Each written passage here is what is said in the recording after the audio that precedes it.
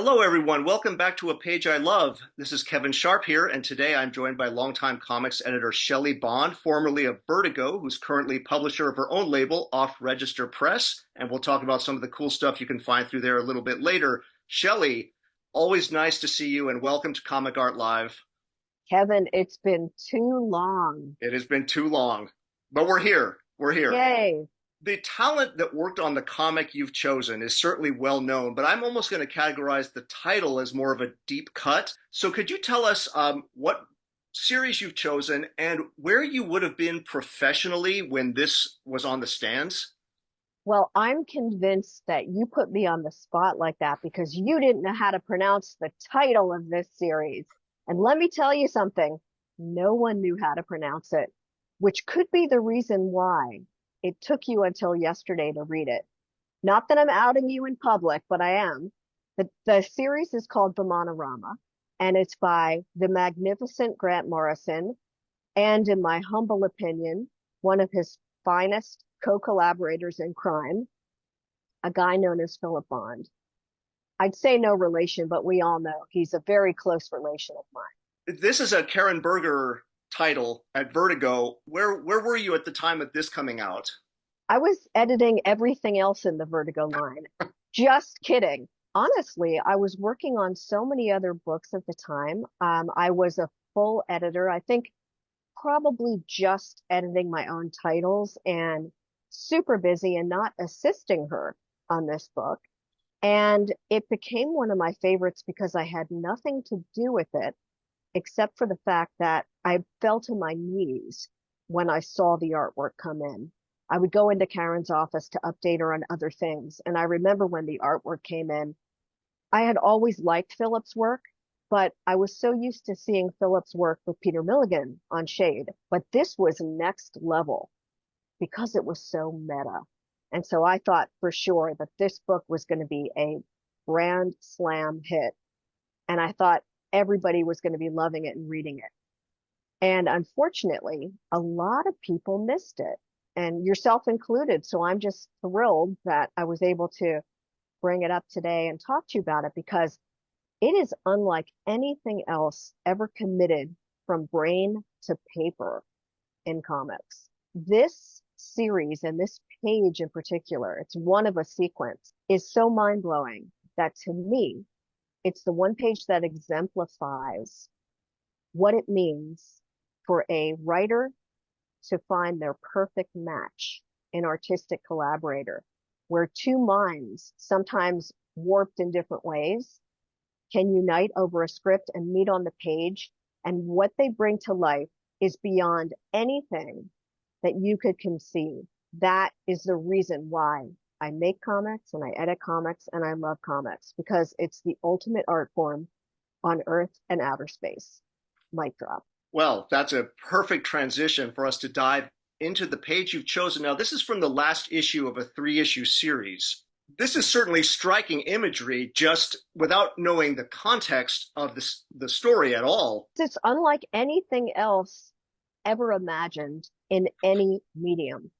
I kid you not. When you take a close look at it, I challenge you to come up with something that's even somewhat close to this level of genius. What Grant and Philip did with Vimanarama in this section in particular was to reinvent time and space and brainwave and pencil and ink. It's as simple as that.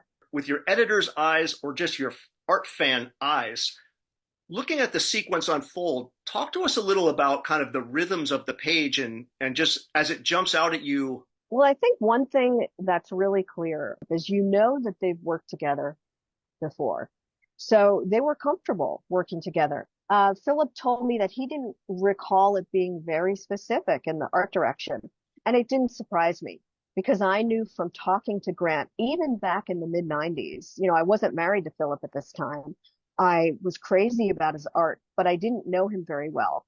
Grant, on the other hand, we were like in the trenches together on The Invisibles. So I had a really good idea of how much art direction he supplied. And Philip confirmed there wasn't a whole lot.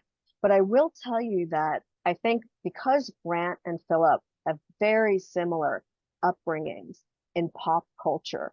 I think they both probably were on the same wavelength even before this scene was concocted.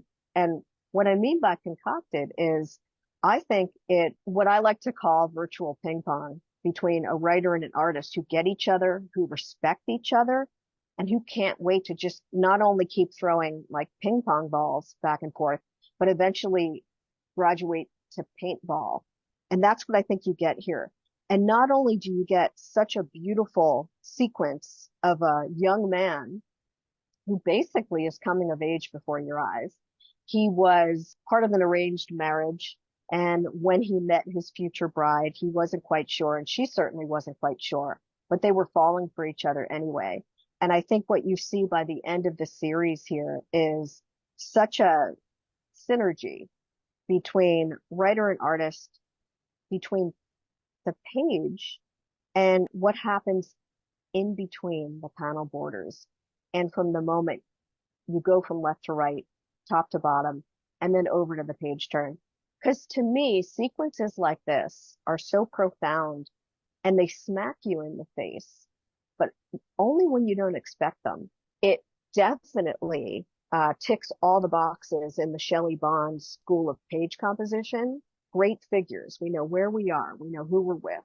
We've got a variation in figure size. We've got beautiful close-ups, as Philip Bond always does so well. We've got profile shots. We've got two shots. And we've just got what I think sums up what you always want in the third part of a series at a denouement. Something so fucked up that you'll never forget it. Speaking of mic drop, I think we have to leave the page on that note.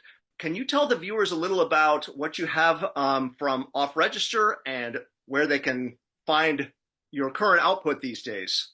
Absolutely. So Off Register Press is the boutique comic book imprint or label that I run with my husband, the amazing Philip Bond, who I just talked about. Now, Philip is the one who actually has something very exciting going on in the weeks to come. His Kickstarter is going to launch for Geezer #3.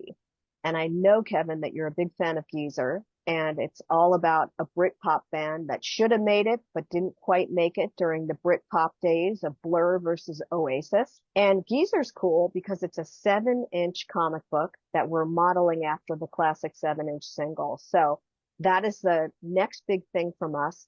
But I also want to tell you about filthandgrammar.com. I'm going to be launching a website that's all about teaching the fine art of editing comics, and not just for editors. Really want to push making comics that much better, that much more professional looking for anyone at any stage of making comics, from absolute beginner to seasoned pro. So that's going to be exciting. That's coming up within the next few months. And I have one other book that's coming out called Record Thieves Like Us. And it's a really special art book that I put together with a newcomer to comics, a young female artist who's known as Art by Lid. And it's basically just a book about 20 records that changed my life. It's modeled after something that happened during the pandemic. I don't know if you were part of the 20 records in 20 days challenge, Kevin, that went around. I took it very seriously. So as a gift to myself, I decided to commit it to paper. And it wasn't until I discovered Art by Lid's sensational artwork on Instagram did I know that I found the person who could bring it to life. Absolute pleasure as always. I'd love to hear you talk like the fine art of comics making and, of course, music at any time. We can work that in as well. And thank you again for joining us.